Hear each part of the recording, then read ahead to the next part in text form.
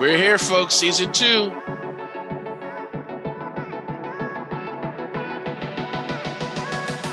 Let's go.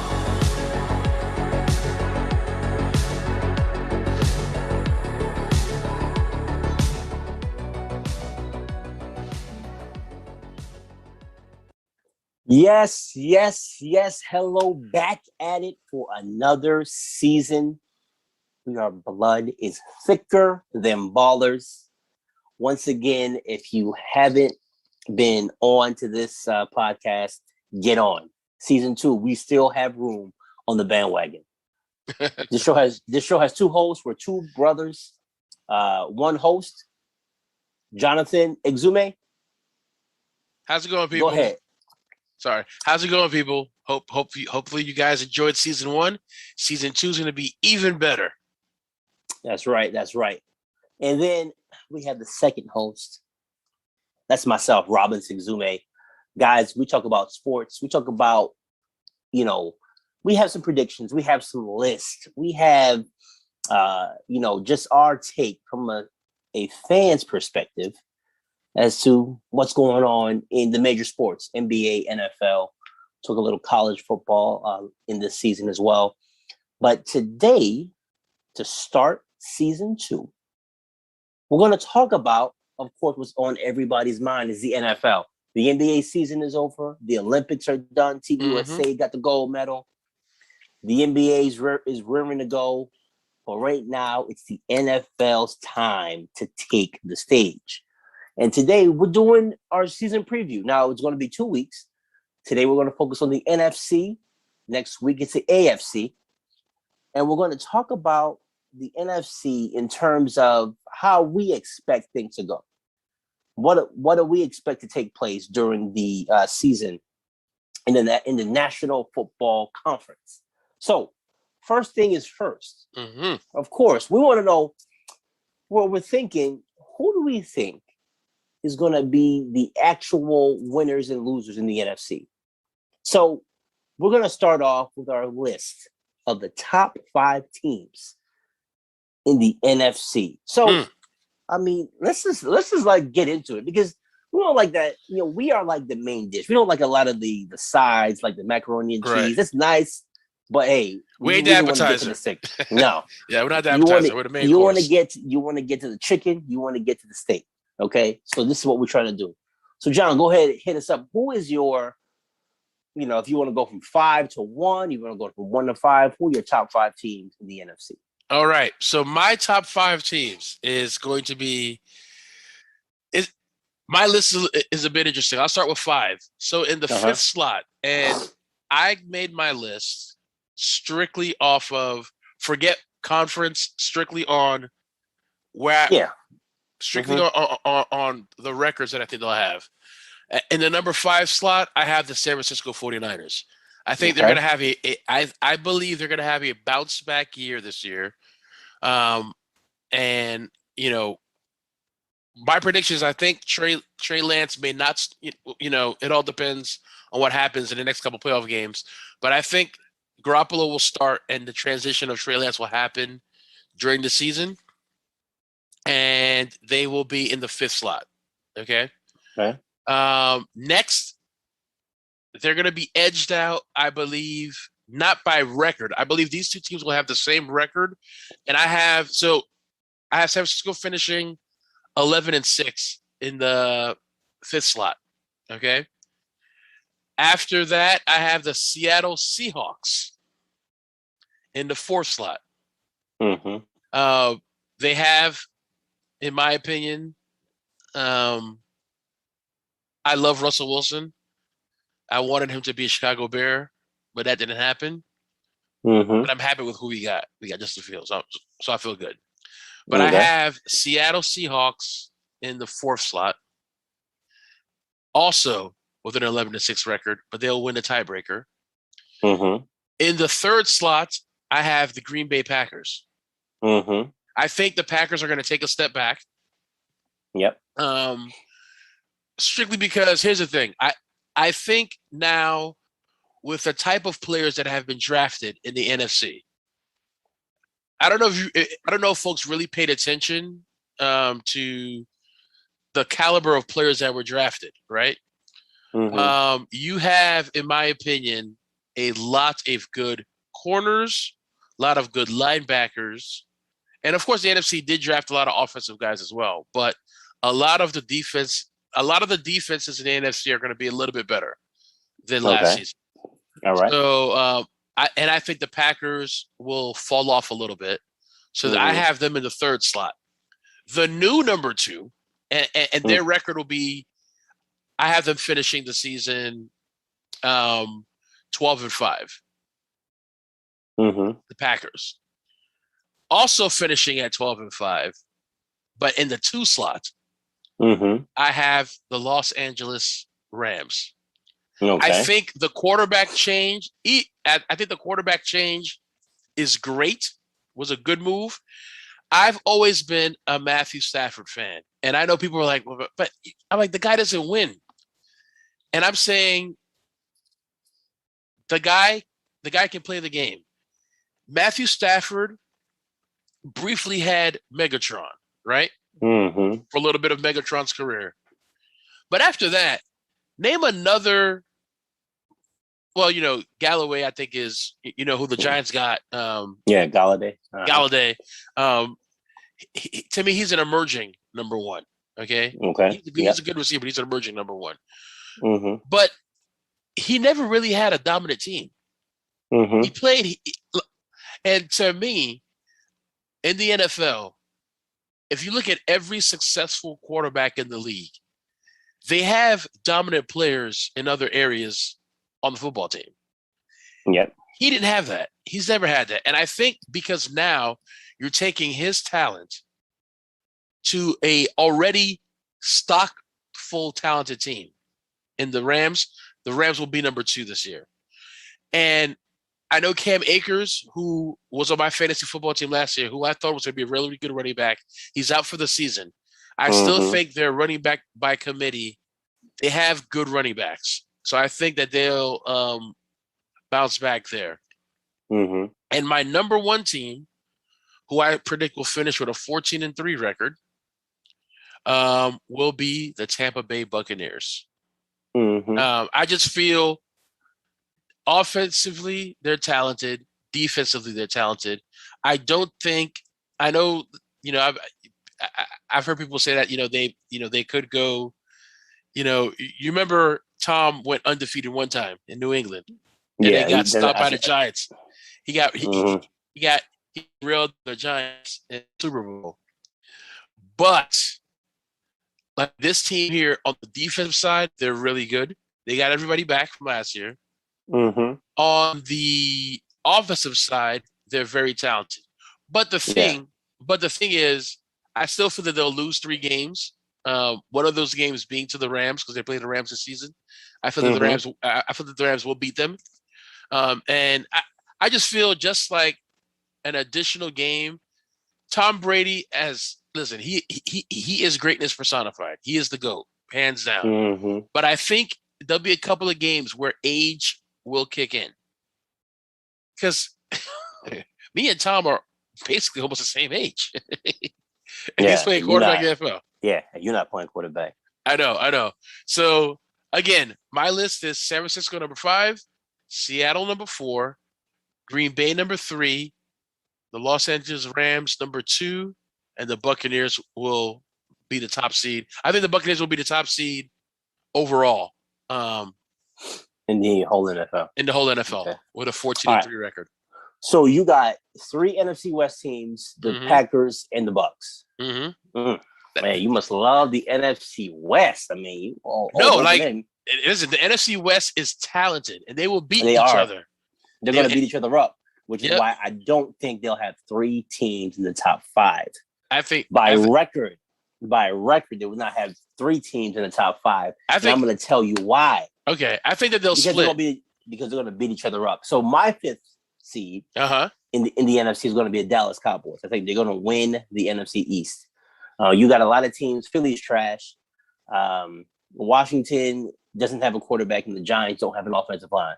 So those 3 teams have fatal flaws, and I think Dallas has enough in each group, offense, defense, special teams. They have enough to squeak by and win it with like a 10-7, 11-6 record. Okay, in the NFC East. So I think they will be the 5th seed in the NFC. The 4th seed for me in the NFC is going to be Seattle.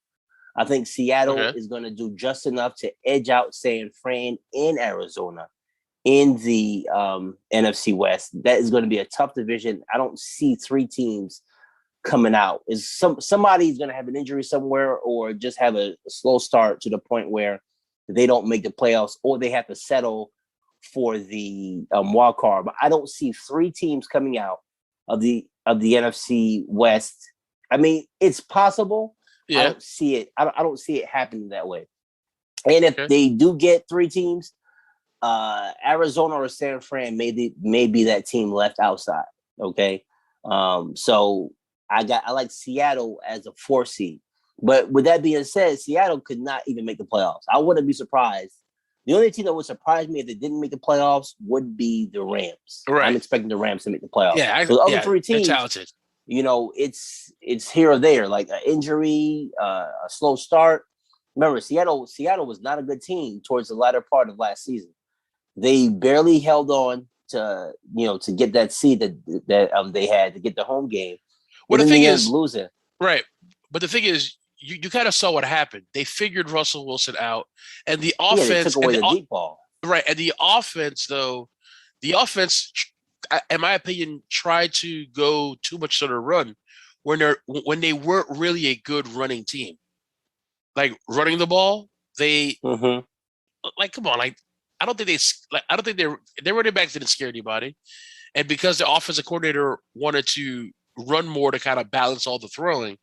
I think that's what did them in, and teams were like, they're more predictable to guard, and their defense is just atrocious. Like, the defense going to stop anybody. So that's my 4, Seattle. Number 3 is Green Bay. Okay. And the reason why I picked Green Bay is because they play in a really, it's not a strong division they play against. You get 2 games against Detroit. Minnesota is not really that good of a team. And, the Bears... they could potentially be starting a rookie quarterback. So for them, they have a really, I think, easy division. I think they're going to get 5 or 6 wins from their division, and that's going to allow them to edge out and be the 3 seed, Green Bay. But I'm not high on Green Bay.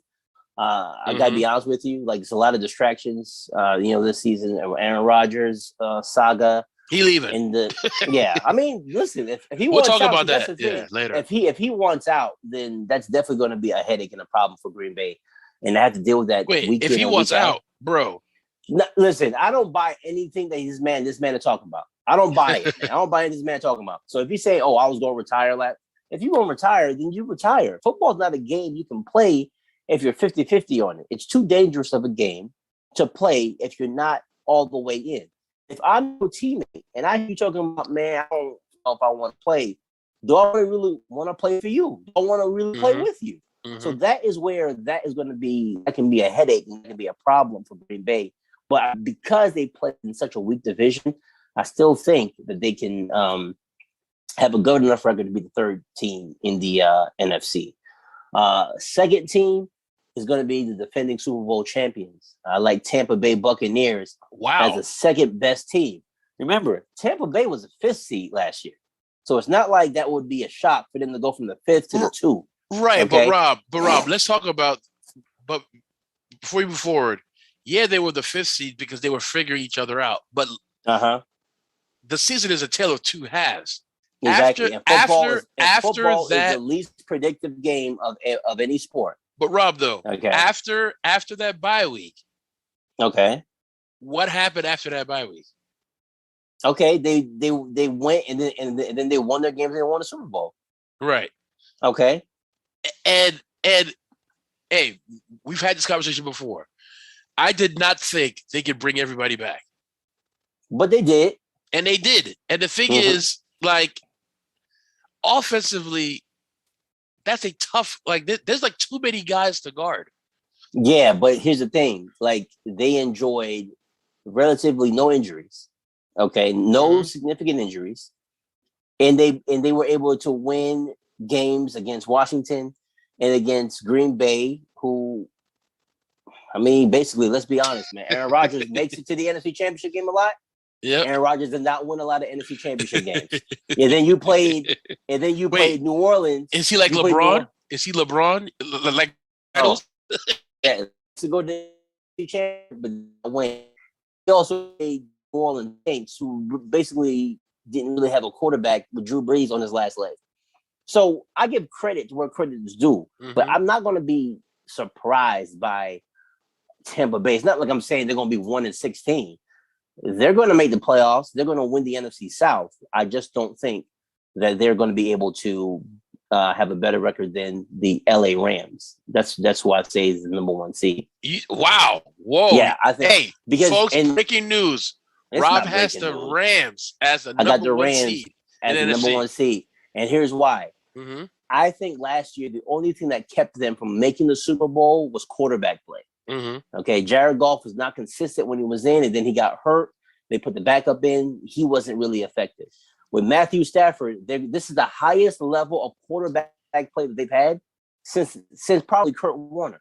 Yep. Okay. I agree. So you have a high-level quarterback with weapons. Now, Cam Akers' injury is going to be significant. Mm-hmm. Okay. But I don't see a team going like 14-3. I think 13 to 12 to 13 wins could be enough to win the conference. It's going to be a lot closer on top. And also, in my opinion, okay, superstars, like you look at the NBA, one player makes a difference. Okay. Mm-hmm. Like you have a superstar, your team can go from a lottery team to a team that's in the finals. All right. In the NFL, it's not so much. However, when you have generational talent, okay? Right. Aaron Donald is a generational talent. You have him on your defensive line. He ain't the only generational talent on that team, though. No, Jalen Ramsey. Yes, I believe he's a generational talent. And I want you to be honest for a second. Think about it. Which team in the NFC has generational talent on the defensive line and in the secondary? Nobody. No defense in the league can reach a level that the Rams defense can reach. Yeah. So I'm banking on that defense with a year playing together that they can reach a level that no team really in the NFL, forget this, just the NFC, in the NFL, no like level that they can reach but by the Rams. I want to just for a couple, maybe a minute or two, continue that piece that you just said. Speaking of that, Rob, we've lived in an era, granted, we didn't know football in the 60s and the 70s, right? But we lived in an era where we saw some dominant defenses. You had the 85 Bears. You had I forgot the year when the Ravens played the Giants in the Super Bowl. That it was 99, 2000. Yeah. Mm-hmm. The Ravens, right? The Ravens' dominant defense. The Steelers had some dominant defenses on their way to the Super Bowl. Mm-hmm. Do you think that we could be witnessing a defense that could be that can literally top all the other defenses that we've watched?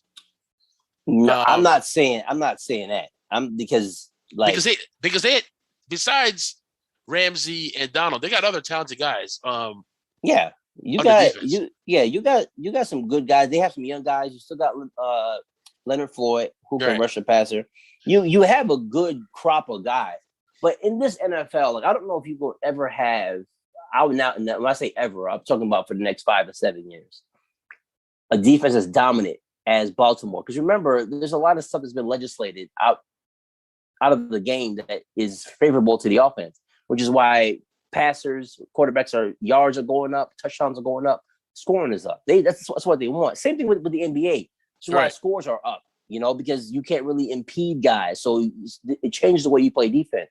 They impose that 5-yard contact rule a lot more. It's a lot more strict than it was in the past. So that changes the kind of defense that you can play. Can you still have a dominant defense? Yeah, I think the Rams have the potential to be a dominant defense. And I think no other defense in the league has the potential Because when you have a guy like Aaron Donald that can control a game, he can control you. He can control your run game and the pass game.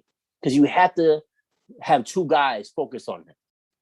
Okay, and even then, if you have two guys focused on him, he's still making plays. Okay, you can't leave him 1-on-1 because 9 times out of 10, 1-on-1, he's going to dominate. Okay, so it's extremely important that you take stock into the fact that he really messes up the pocket. And it would have been really interesting, I think, to see the Rams play Tampa in the playoffs, because I think that'll be a very interesting game, because the type of defense, the defense, to think about when Tom Brady's lost in the playoffs. He's lost to the Giants. He's lost to Baltimore, teams with good rushes that can get in you, move you off your spot, and still have a secondary that is able to make plays, i.e. interceptions or better passes. They're very, very good team. And when you look at Tom's career, the teams that he's lost to teams that had DBs that can guard 1-on-1. They didn't need help. So no, I think the main thing was the pass rush. Right. The pass rush was very disruptive. If you have a pass rush, I think that's what the Rams can do in terms of that defensive level that they can reach. They can really disrupt. It's not necessarily getting sacks all the time, but making the quarterback uncomfortable. And I think they can do that on their defensive end better than anyone. On top of that, Matthew Stafford gives them the ability to say, you know what, listen, we don't have really the slew of running backs that we wanted, but they have a solid offensive line.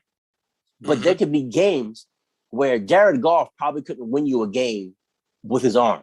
Okay, right. Matthew Stafford's finally got a squad, because this is like a really a put up or shut up situation for Matthew Stafford.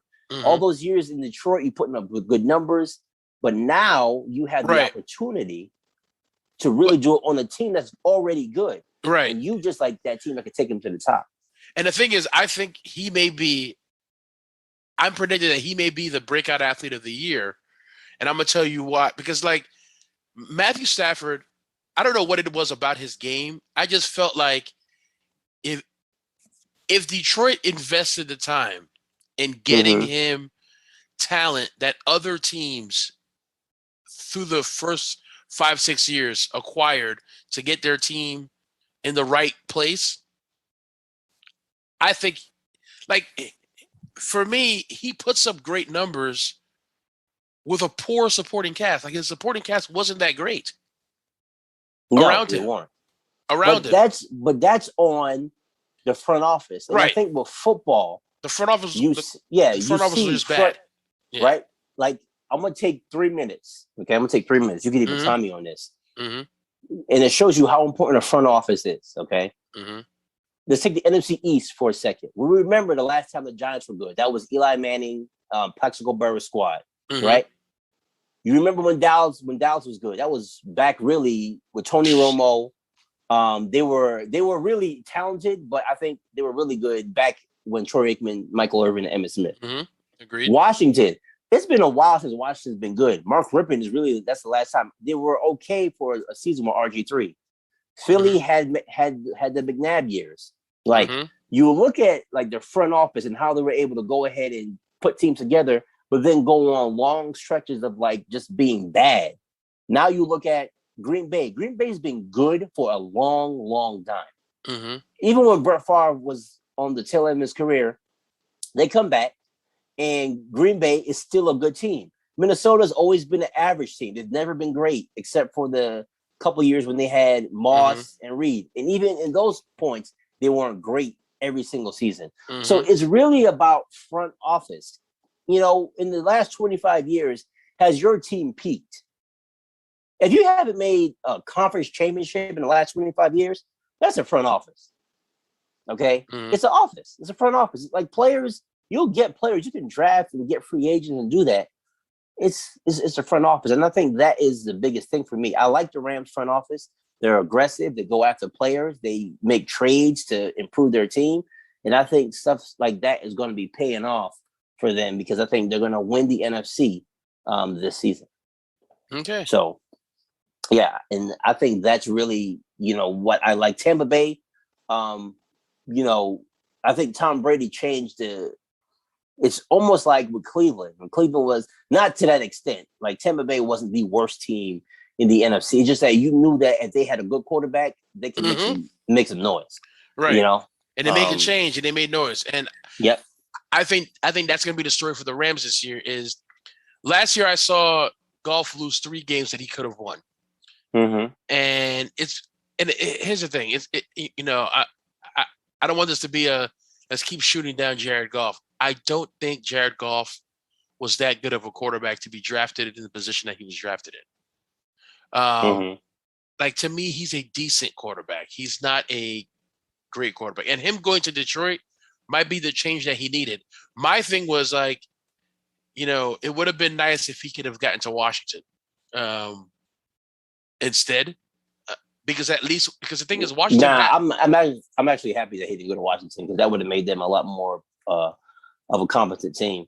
Right, because the thing is that Washington has a good offensive line. You just haven't had very good quarterback. Washington. They have a good offensive line. Very good, but they're not going to make the playoffs. Yeah, they're not. Yep, and I don't have to make them. And here's the thing: their defense has an opportunity to be great. But the thing is that I don't think that offensively, because their expectations on our guy, there's going to be it's going to be a tough year for them. I mean, but Detroit's not that good of a team. You know, like they're not a good team. That's a team that's not. But the thing is, at least if Goff could have got to Washington, they have a receiver and they have a tight end. They would make the playoffs. They would make the playoffs, and they had Jared Goff. I think they would be a playoff team, and they could potentially win the NFC East if they had Jared Goff. All right. Yeah. So we talked about our top 5 teams in the NFC. I want to kind of switch gears a little bit, and I want to talk about kind of the transition from last year to this year. Every year there's the teams that make the playoffs one year, can't make it the next year. That's the thing about football. Football is very unpredictable.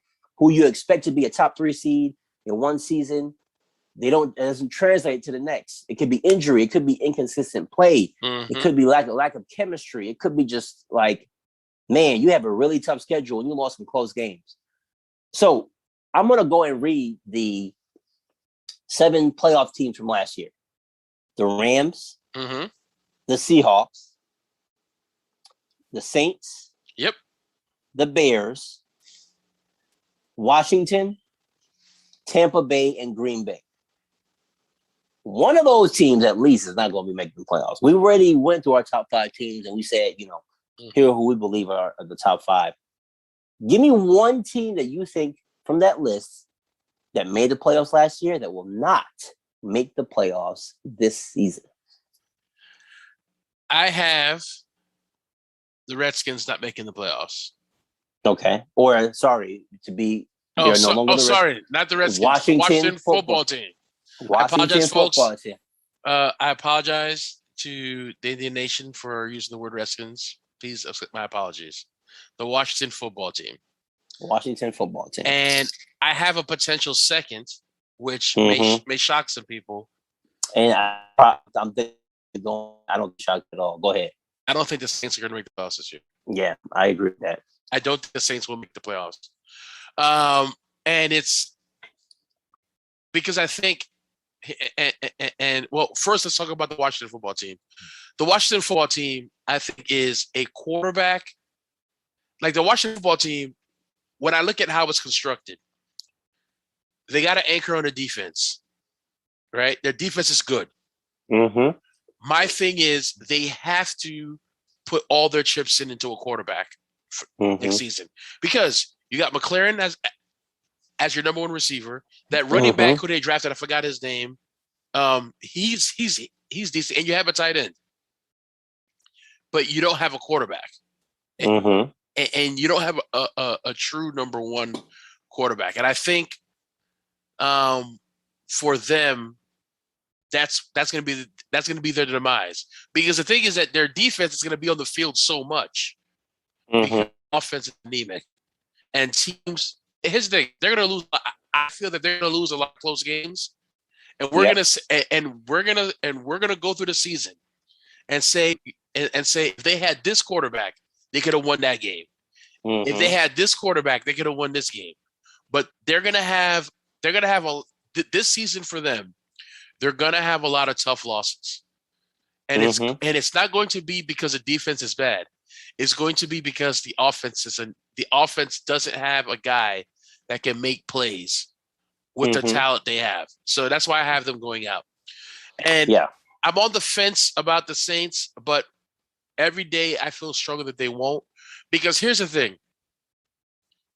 We know our dad is a big Jameis Winston fan, right? Mm-hmm. I have been on record multiple times saying Jameis Winston is a talented quarterback with a poor mind. He makes bad decisions. Mm-hmm. He's a horrible decision maker. I'm not using the word poor. He is a horrible decision maker. What's going to happen this year? I feel that he will beat out Taysom Hill to take the starting quarterback role. But he's going to make some plays. He's going to make some plays where Sean Payton's going to be like, what were you looking at? And to me, it has to burn him inside. With the talent that the Buccaneers had around him. And like was it 1 year he almost threw for 5,000 yards? But had like 35 interceptions though. Yeah, he throws. Yeah, it's just poor. It's poor decision making. And all they did was change the quarterback, add a couple of running backs, and they're in the Super Bowl. The defense was basically the same intact defense, and they made a quarterback change and they're in the Super Bowl. And so I just think he's going to have so many hair-raising moments that the Saints next season will be looking for a quarterback. Like Hill can fill in. Like Hill is in my opinion, he's a gadget player. You can line him up at the running back position to run a play, to do a wildcat play. He can catch the ball. So you can use him in different ways. But I think long-term as a quarterback in this league, no, I don't think Hill's the answer.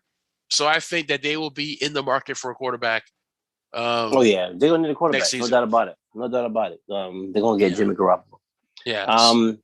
So I think based off this list, there are a couple of teams. I agree with Washington. I agree with the Redskins. Sorry, look at it. You got me saying that. Washington and the Saints, because it's quarterback play. That's going to be important. And I think Michael Thomas, with his injury and his surgery, there's just like not a lot of good chemistry with the Saints. And I think the only thing that can save them potentially is that division is trash. It's really Tampa Bay, and that's it. The Falcons are not good, and Carolina is a rebuilding team. So they're not really going to have a lot of competition. So if they make it, I think it'll be like one of those wild card last teams to get in kind of situation. I think same with Washington. I think Dallas is going to win that division, and I think Washington can potentially probably finish third in that division above Philly. Philly's just, I think they may be the worst team in the NFL. But this is a you know what I'm saying, this is a show. We got to tell like it is. I know by the look of your face. You know where I'm going. Where am I going? Where am I going? You're going to Chicago.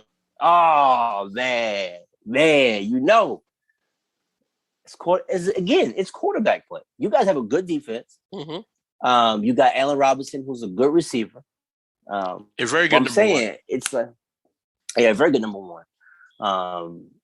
But Andy Dalton is a career backup. That's what he is. All right. You know what I'm saying? He led Cincinnati a couple of seasons where they were able to make the playoffs. But he's a career backup. That's who Andy Dalton is. I mean, if we have 10 years to take, come on, man. That's who you are. All right. So I think this is going to be the Justin Fields experiment. He's going to make mistakes. I think Justin Fields is spectacular. I think Justin Fields is an awesome talent. I just don't think this year they're going to make the playoff. And listen, I think their coach, Charles Nagy, he's one of, in my opinion, for what he was able to do with Mitchell Trubisky, is probably a top 10 coach in this league. He's a top 10 coach. To get Mitchell Trubisky's team to the playoffs 2 times, I got to give that man some credit. But the talent level, if you take the roster, right? Tom Brady's throwing to Mike Evans, Chris Godwin, and Rob Gronkowski. Matthew Stafford's throwing to Cooper Kupp and Robert Woods. Yeah, Woods. Okay. I like Woods. Dak Prescott gets to throw to Amari Cooper and CeeDee Lamb. Okay. Like, Russell Wilson gets to throw to DJ Metcalf. The new Megatron. He's new Megatron. Yeah, basically, right? He's right. So in Tyler Lockett. So they are weapons. And it's I mean, listen, Daniel Jones throwing to Kenny Galladay. He's throwing to Sterling Shepard, Darius Slayton. Not the most impressive group of receivers. Right. But good receivers nonetheless. Right, yeah. Right. It's Allen Robinson. Who's the second receiver for the Bears? I think it's Wims. Look. This is a die-hard Chicago Bears fan I'm talking to right now. And I asked him, I say, hey, who's the second? I'm not asking for the 5th or 6th guy on the depth chart. The second, the guy who lines up opposite of Allen Robinson. Well, thank you. That tells you all you need to know. You don't have the weapons. You don't have the because listen, in the NFL, it's about can you make explosive plays, right? Can you make 30 to 40-yard plays that can change? No, I forgot. We got rid of Wibbs. It's Mooney. Look. Mooney's our Mooney. guy. Mooney's our guy. Yeah. Mooney. What's Mooney's first name? Darnell Mooney. You just made that up. Go ahead. It is. It's name is Darnell Mooney. Yeah, you have. But I'm saying you guys got have a good defense. Oh no, I just quickly took a look at the roster. Wims is still there. Yeah. Okay, there you go. But he probably won't play. All right. No, he's from Georgia. Wims from Georgia. He was the guy we drafted. I remember John Wims. Yes, I like him. But here's the thing, though. And I don't wish injury on anybody. Football's a violent enough sport that you don't want to wish injury on anybody. But if an unfortunate situation would have occurred where Allen Robinson is unable to play for a couple of games, you guys probably couldn't win the game. Even with a good defense, you guys probably couldn't win the game because you guys don't have the weapons. You see what I'm saying? Like that, the potential. Because let's be honest, right? All right. Mm-hmm. Seven teams are going to the playoffs in each conference, right? Mm-hmm. So let's say even by your own standard, you say the NFC West has 3 teams: the Rams, the Seahawks, and the Niners. They got 3 playoff teams, right? So let's just say that 3 teams. Mm-hmm. Then we go to the NFC South. They're going to have at least 1 team, okay, and that's going to be Tampa Bay in all likelihood. Mm-hmm. So that's 4 teams already in the playoffs. Only 7 can go. Green Bay, we think, even with the issues that they've had, is going to be able to go. Right. They'll make 5. it. Mm-hmm. 5, right? That's 5 squads. Mm-hmm. And then somebody from the NFC East has to go to the playoffs. That's 6, right? Teams. And I think they'll get the 7th side. I think that they will get. So time out. So now, against Arizona. Yep. Chicago. Mm-hmm.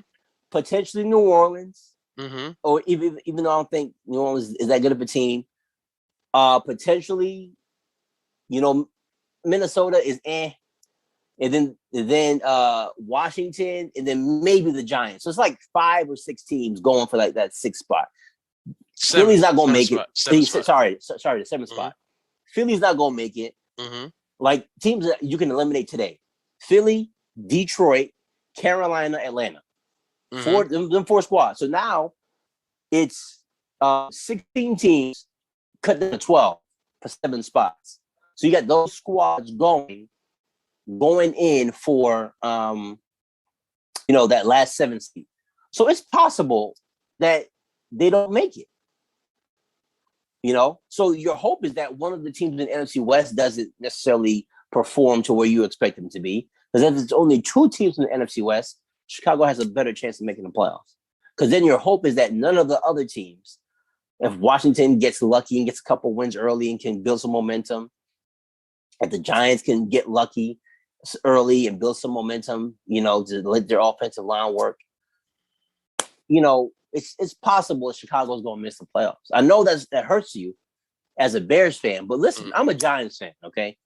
The worse you guys do, the better it is for me. We have your first round pick.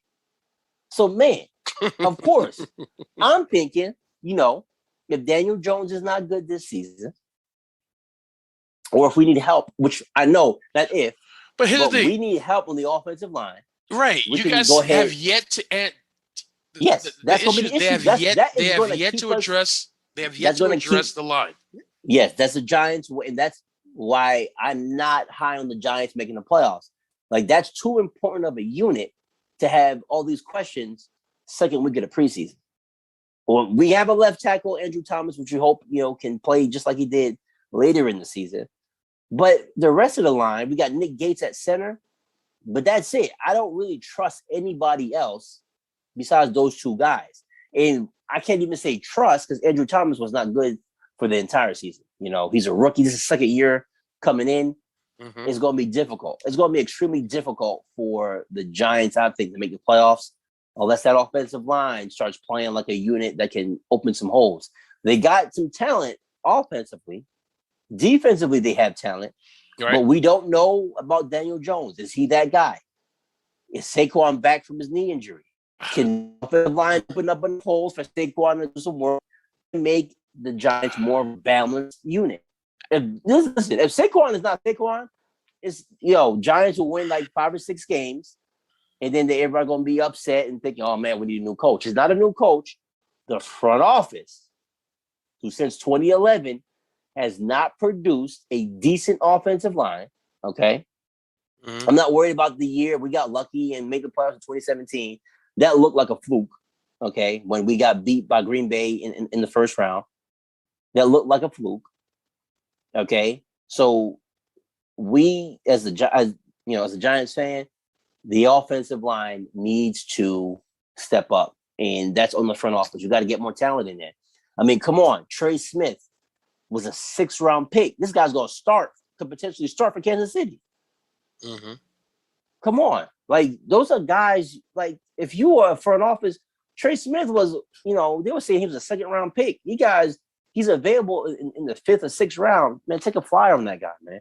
That's the thing that I'm disappointed in when it comes to the front office. Like, take a chance.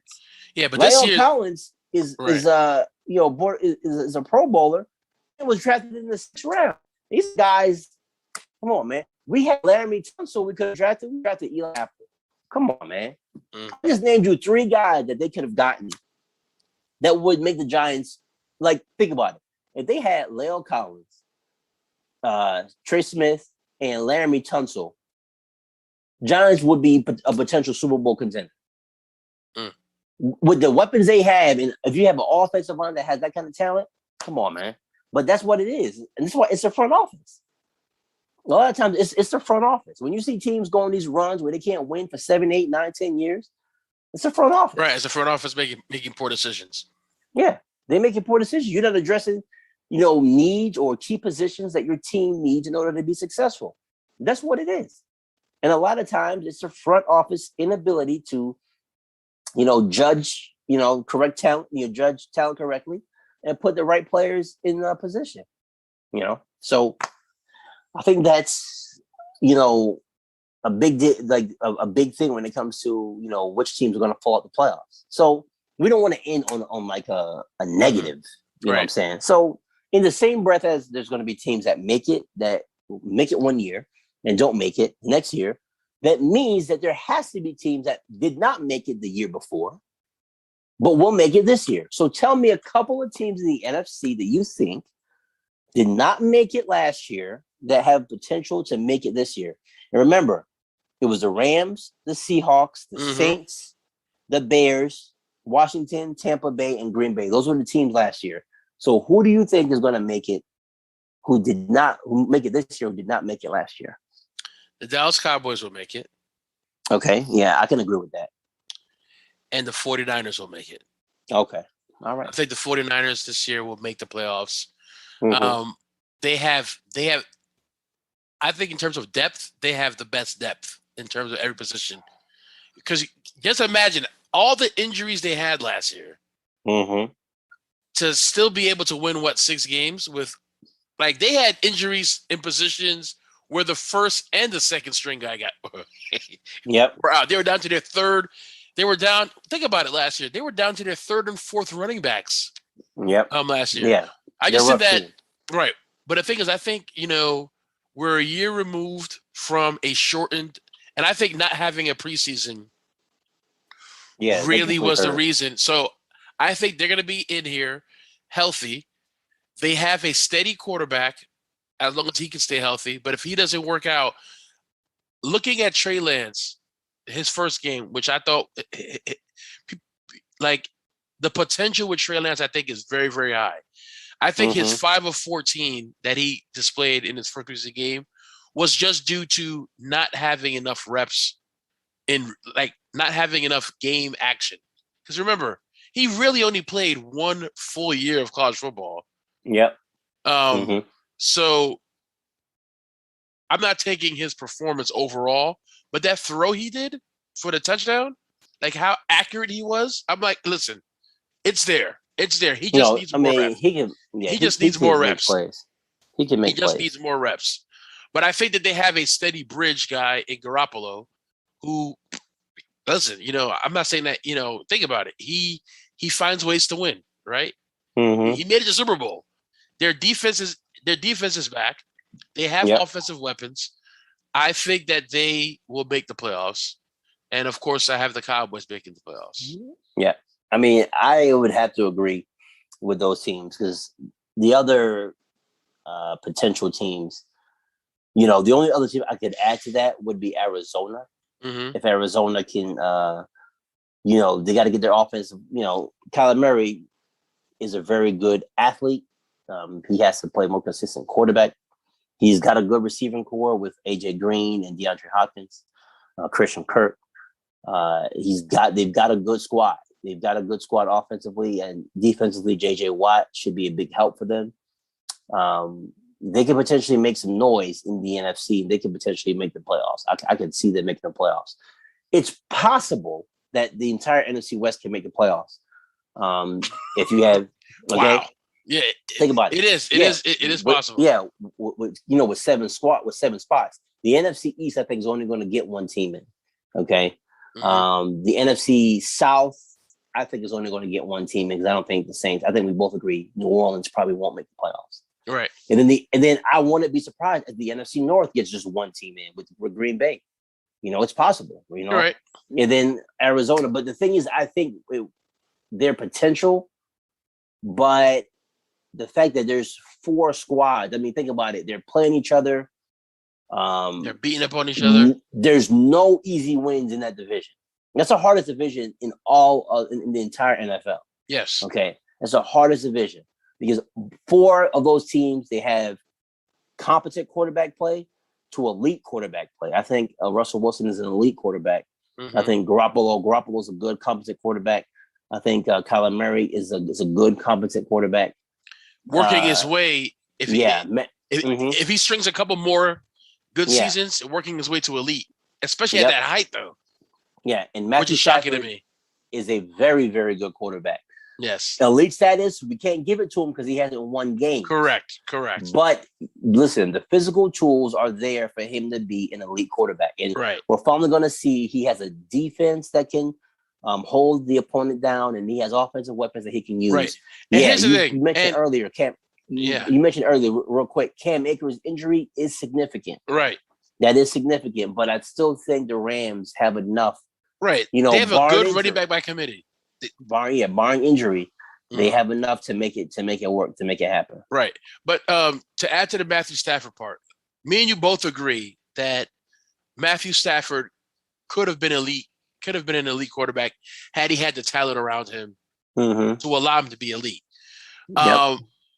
If, and I'm saying this, if for some reason this season Matthew Stafford does not perform, then we were wrong. We need to come on here and apologize to our fans and say, you know what, we were wrong about Matthew Stafford. But I feel with the physical tools that I've seen this guy play with in Georgia and in glimpses of Detroit Lions games that I have watched him play in, he is now put in the position. He is now finally being given the team that he should have I'm not saying the team, the offense that he should have been given 4 or 5 years ago. Because he's been in the league, what, 8, 9 years already? Yeah, Yeah. like 9 years. So the thing is that he's finally been given the offensive weaponry that he should have had in Detroit. But because of poor front office, he didn't have that. Because they made some really bad choices. They made some really bad picks. And you know my thing, in drafting, you draft your number one need in the first round. Whatever your number one need is on the board is what you draft the first round, regardless of position. Your number one need.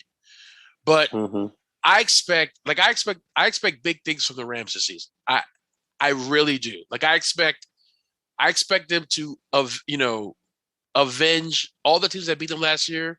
Like to me, I know we're looking to see, Brady against Mahomes or Brady against the Patriots, but I'm looking forward to seeing Rams against the 49ers. Yeah. Like or when Rams, they play Rams and the Seahawks. Yeah, Rams and that's going to be. Like I am looking forward to seeing teams just like go at it. And any NFC West game they're playing each other, that's must see TV. Yeah, because you have 4 teams, and again, it's front offices that have gone out. Arizona realized, our defense needs to step up. What they do? They went ahead and got J.J. Watt. Right. The Rams were like, we need quarterback play. What they do? They've been trading number 1 picks. Okay, first round picks to get these elite guys on the team. They got Jalen Ramsey. They drafted Aaron Donald. Again, and listen, I think Odell Beckham was great for the Giants. I wanted Aaron Donald in that draft.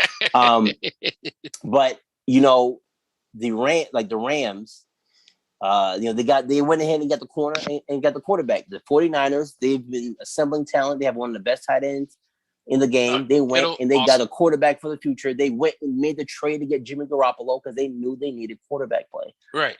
I mean, look at Arizona. Arizona, again, to kind of double back to them, they drafted the number 1 quarterback one year. The very next season, they drafted another quarterback in the first round. Because they saw because the thing is that they saw their talent. They're looking at the years. How many years can we keep these guys before we're in rebuilding mode again? And so, listen, Josh Rosen wasn't good enough quarterback. Listen, Josh Rosen was not a good enough quarterback. It was a bad decision. And we see how he's been moved around across the league.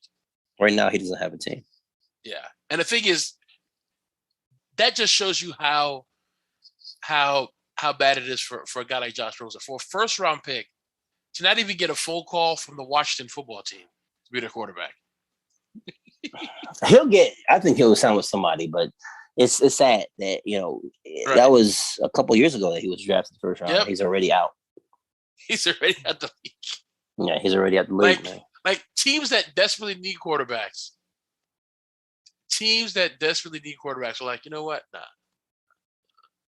Yeah. So I think that's very interesting. It's a very interesting kind of look at the NFC. And I think, at the end of the day, the NFC is going to be decided between the Buccaneers, the Rams, and potentially the Packers. I think the Rams and the Buccaneers is going to be the NFC Championship game. And because I think, honestly, it's tough for me. Like, I could only speak from my own experience, but if I know that the guy that I am trying to bust my butt with every Sunday is thinking about next season and wants to be out, I really can't. I don't know how much I'm rocking with you. That affects the way I approach my game, because it's like when you tell me, hey, come on, guys, let's get it together. I'm like, are you getting together? What are you doing? What is your thought process now as, the season hits week 5, week 6, week 10, right? When it's like, man, this is a pivotal game on a cold, like November afternoon or November night, and this team right here just knocking you every single time. And you look over and the guy who's a leader is like, yeah, I don't think I want to be with y'all next season, man. I want to be out of here. Okay, I want to say something about that. Why I am teetering on Green Bay. Like, I'm even teetering on Green Bay in my mind, fumbling, like they have talent, but like fumbling it all the way through. And I'm going to tell you why I say that. You have a number 1 receiver, like a top 5 or top. Mm-hmm. You could argue top 3 receiver, Yeah, Devontae no doubt. Adams. No doubt. Devontae Right? Adams is that guy. And here's the thing: I think Jordan Love will be fine. I don't like how they've been stringing him along. Like, you drafted him, and like it's like, okay, no, but you can't. You can't. No. You right. can't. Aaron Rodgers is a first ballot right. Hall of Famer. So if he's playing, right. you gotta play him. And he was the MVP last year, so you're not gonna give up an MVP, right? Because they are a legitimate Super Bowl contender roster wise, right? Mm-hmm. It's just that with all the circus that's been going on, True. There's some bad blood between the front office and Aaron Rodgers, and I am sure there's some bad blood between some of his teammates and Aaron Rodgers. Yeah, we didn't appreciate him holding the team hostage basically all right. season. Uh-huh. I mean, all off season, and to the point where it's like, some guys in the locker room are looking at Aaron sideways, and it's understandable. It's understandable because he shouldn't. I didn't like the way that he operated. Like, if you have those kind of, but also feelings, to his defense, I feel that here's the thing: what should have happened? Jordan Love should not have been drafted by the Green Bay Packers. All right. All right. How much time we got? Okay. We gonna hit this for like 3 minutes. Go ahead. No. But let me finish. But the thing is, if that decision is going to be made, a conversation with Aaron Rodgers should have been done. And say, look, we're looking to draft for the future. We're going to draft this guy. He was blindsided by that draft pick, and he held that. And he held that against the team. All right. Because here's the one thing that I've seen about Aaron Rodgers. As good of a quarterback that he is a diva. And he held that grudge. He knows how to hold grudges. Mm-hmm. Yep. He held that grudge and said, you guys did not talk to me. And you drafted a quarterback. I think, honestly, had management said, we're looking, we don't know how many years you have left. We're looking to get a quarterback. Same way we did with you and Brett Favre. Because remember, he sat, 3-4 years before he played? Yep. And so they should have had the conversation with him. My thing was they didn't have the conversation. They went and drafted a quarterback, and he held that grudge. And now he basically orchestrated what he did, which I think is bad for the NFL, was he forced the team to basically pay him all his money this season. Basically, pay me all my money for this last hurrah. And the thing is, my thing is what's the motivation? What's the motivating factor to go to the Super Bowl? You want out. He wants out. Every single game they play, the question's going to be, what's your future here in Green Bay? And he's going to have to deflect. And they're going to be teammates who are going to have to answer that question all season long. When they lose a game, forget about it. When they lose a game, do you think Aaron gave his all on that last drive? That's going to be the whole thing this whole season. That is what I feel can derail them. But if I'm Aaron Rodgers, okay, you think if Green Bay said, listen, we're going to draft a quarterback, man, we don't know how much you got left in the tank, you think that he still would have been cool with it? I don't think he'd have been cool with it, but I think he would at least have a little bit more respect for the process. That's a whole situation, is because they didn't tell him. Right. All right, granted, they didn't the situation, tell him. Yeah, the thing was they didn't tell him. And that was that's what pissed him my off. My question is, did he think, okay, they drafted a quarterback in the first round, I'm out. I'm out next year. Nobody thought that he was going to be out. They knew that he was the quarterback. Mind you, he didn't have that great of a season before season before they drafted him did not have that great of a season. Mm-hmm. He came back and was like, you know what? I need to play better. He played better, and he was the MVP. Credit to him. But on the same token, it's like, come on, man. Now you want out because they drafted the replacement. Like, Rob, here's the thing. They didn't tell me. Do you think New England would have drafted a quarterback without talking to Tom Brady about? You think they talked to Tom Brady when they drafted Garoppolo? You think they talked to Tom? And pretty sure there was a conversation saying in the second round we drafted Garoppolo. I'm pretty sure there was a conversation that they would draft a quarterback.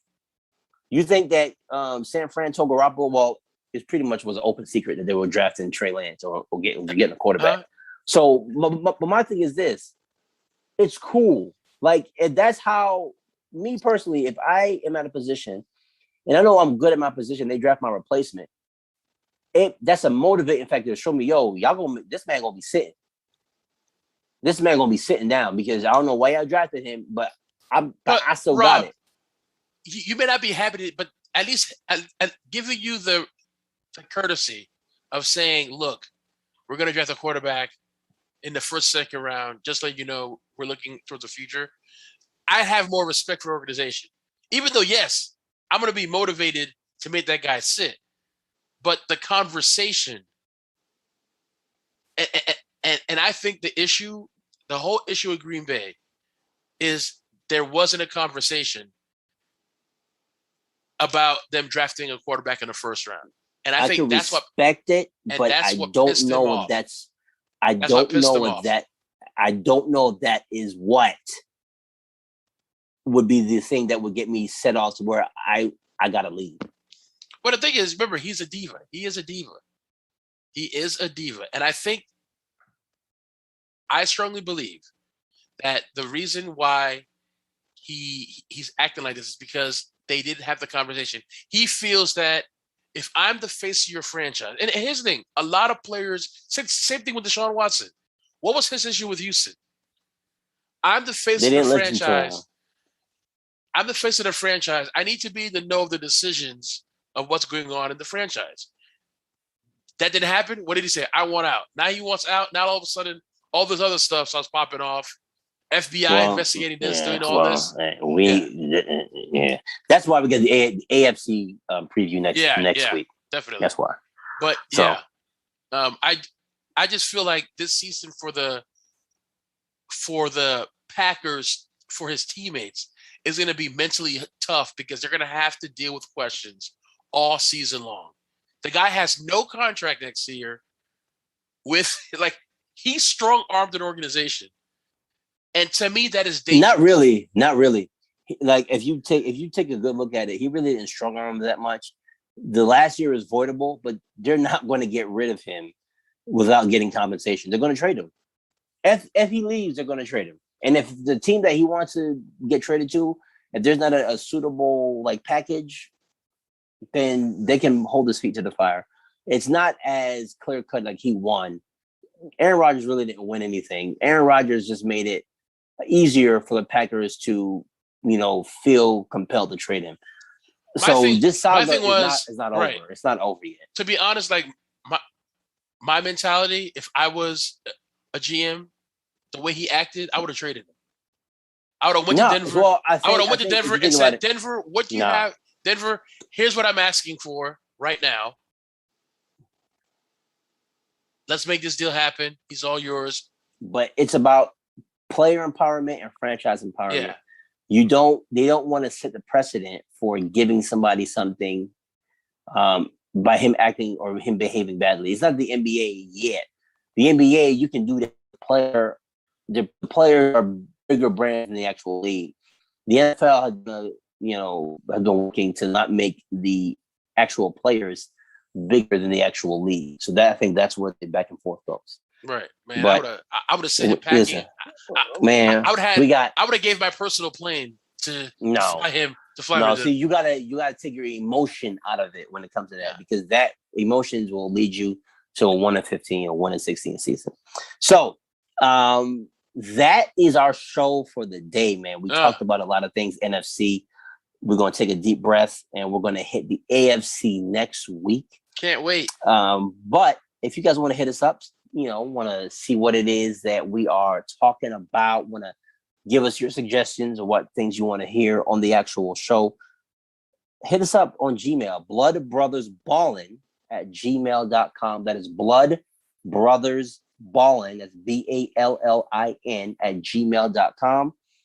Also on Instagram @brothersballin podcast. Again, Brothers Ballin, BALLIN podcast. Hit us up. Also, we have merch on blackandwhite.com. We got merch on blackandwhite.com. That's right, baby. That's right. We got merchandise. And spell the black and white for them so they don't. Okay, yes. Spell black and white BLKNWHT. So there's no I in white and no A or C in black. That's right, baby. That's right. Okay. Check out the store. or if you really pronounce it, Blickenwit, .com. Blickenwit.com. BLKN as in Nancy, WHTE as in Edward.com. We got merch. We got merch on there, baby. We got merch on Blickenwit.com. On Blickenwit.com. We got merch, baby. All right. Merchandising. So until next week, I am Robin Exume. That is Jonathan. That is Jonathan Exume. See, I'm like, that's Jonathan Exume. That's John Exume. That's Jonathan. That's John. Don't call me Jonathan Exume. And once again, we appreciate the love. We appreciate you guys listening to us. Peace. See y'all next week.